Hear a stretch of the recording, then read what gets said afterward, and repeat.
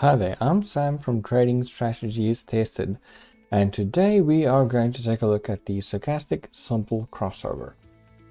This is something I've been looking forward to because the stochastic is a very famous indicator, and a lot of people claim that you can get very good results using the stochastic indicator. So we are probably going to do a couple of these different types of strategies, but starting off with the most simple way, we are simply going to take a look at the crossover of the percentage K and the percentage D.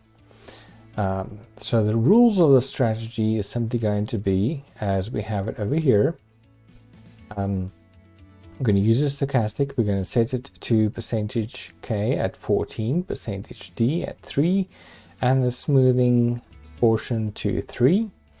And when the K line crosses over the D line, we will enter a buy. If the K line is below the 50 line, and we're going to sell the exact opposite when the K line crosses underneath the percentage D and the percentage K is above the 50 line, then we're going to set our stop loss at the closest support resistance and take profit at 1.5 times the risk. This is pretty much what that looks like if we show you on a chart. So as you can see, I have once again created an indicator that encapsulates the rules that we're going to use. And so this is MACD with the settings already applied. And there'll probably be a link down below or on our website. We will be able to go and get a link to this indicator. This is for TradingView, and I'll most likely also create a similar one for MT4 and MT5. But what we have here is we have sell indicators. The dots indicate when there's a crossover between the percentage K and percentage D, and it indicates sells when it's above the 50 line, and it indicates buys when it's below that. The reason for that is if I simply do all crossovers, you honestly don't need to do any testing to see that that won't work. So in order to at least make it a little bit better, what I've done here is to make it so that the sells are above the 50 and the buys are below. And I'll be checking if the K line, this is the blue line over here, is above or below 50 before looking at the crossover. And that's it. So without further ado, let's start with this, and then after that we'll do a bit of a discussion once we've gotten our results about where exactly the stochastic came from, how it is used, and how the person that created the stochastics actually uses it in trading. But for now, let's just go ahead and do a count and see how it goes. Right, so here we have our chart, and what we have this time is we actually have Tesla, and I've put it on 2 minutes, and what I've done is I've hidden after hours trading so that we can more easily move from one day to the next. And currently this is the Tesla 2 minutes, set to 2 minutes. And so they indicate the SLA, and here's our indicator. And as I said, you can go and grab this probably from the links below, and it's coded up to pretty much do what we want. And this is the exact example that you saw in the PDF about the rules. So what I'm going to do is, as I've done previously, I'm going to move to the end of or beginning of the day, which will be the end of the graph over here, and then move backwards. The reason for that is because it's way simpler counting 100 back than would be to pick a spot and then try to move forward. And frankly, it shouldn't make any difference because we have our rules set up and our indicators tell us what to look out for. And our take profit rules are pretty straightforward as well. So in this particular case, the first one here I'm not going to take, obviously, because this is too close to the end of day, and I'll be doing the same for other trades. If they are too close to the end of the day, I simply won't take it. If a trade is taken and before our stop loss or take profit levels are hit, we reach the end of the day, then I will take the end of the day as the result and tabulate it accordingly. Right, so that is it. So we can start by looking at our first example over here. So let's go ahead and start, shall we? This will be our first one then. So because the values can change on the live bar as it's busy forming, we know that this can potentially change. So I will always take the next bar right where it starts, and that will be where we enter. So in this case, it's a sell. We'll be entering there, and stop loss will probably be above there because we have some levels there supporting it. And then over here, our ratio will be taken down to 1.5. In this case, I'm not going to do that because we can see clearly that it hit our stop first. And the value I'm going to be using to tabulate this with is always going to be this value over here for losses, and the value down there for profits, and vice versa when we do buys. So in this case, the loss is going to be 82.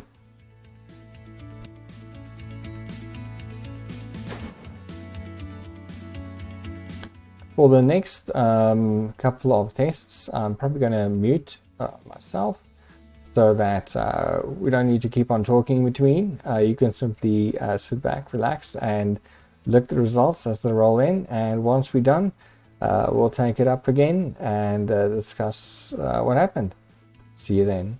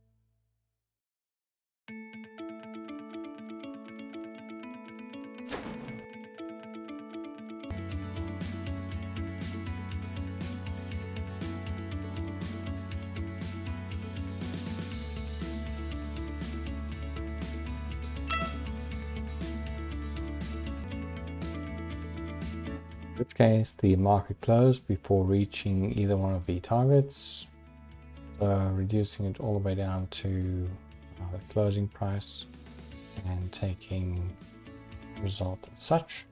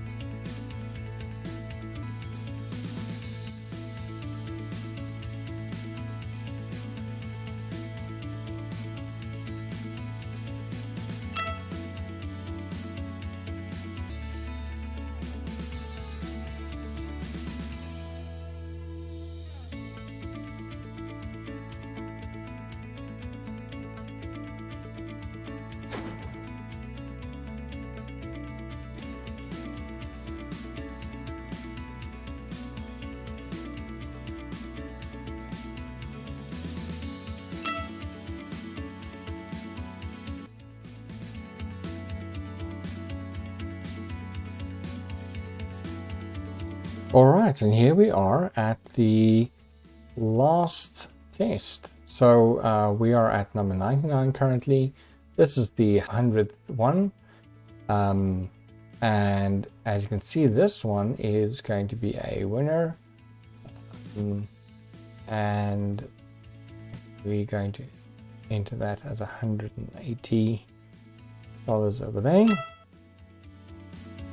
And there we have the results. So overall, a win rate of 49%, which is currently one of the worst performing indicators or strategies that we've tested. And in terms of money as well, we're sitting at 57%.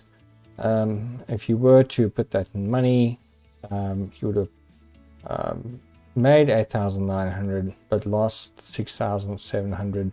Obviously, all of this is just theoretical, just, you know, in terms of testing. Do your own testing, of course, before you use anything like this in your live trading.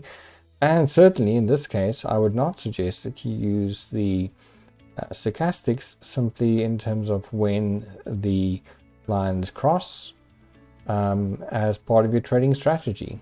If I hadn't filled it out, the crosses above and below like I did, it would have been even worse. Then it drops down to like even lower in the 40s. So definitely not a strategy that I would recommend. So why did this fail so badly? George Lane is widely acclaimed to be the father of stochastics. There's some debate around that. It might be a couple of people that work together along with George Lane to create the stochastics indicator. But here's the interesting part. If you can dig up some of his older courses and stuff, you will find out that he very clearly states that the stochastics should not be used as an overbought or oversold indicator. So you know, going over 80 or below 20 He did not use it as an overbought or oversold indicator. And he also did not use it in terms of the crosses like we did just now. In fact, he said that the stochastics, the primary reason for using the stochastics is to determine if there's a change in momentum. And his view was that the change in momentum always precedes a change in price. So the stochastics was meant to detect when there's a change in momentum in the market, and then subsequently expecting a change in price. So the way that we used it now is certainly not the way in which George Lane used it himself, or how he taught that it should be used. So we'll be looking at some other alternatives that are hopefully better in hopefully 2 follow-up videos that I'll be doing about stochastics, and probably many more, right? There's so many different strategies out there, and it's very exciting and interesting to test all of these and to see exactly, what the results are. So in this case, simply using the crossover of the stochastics, as many people do or profess to use, definitely not a winning strategy to my mind, and I would definitely suggest that you do not use stochastics in this way. So that's it. Hey, if you like this, please remember to like and subscribe, and hope to see you next time. And thank you very much for watching.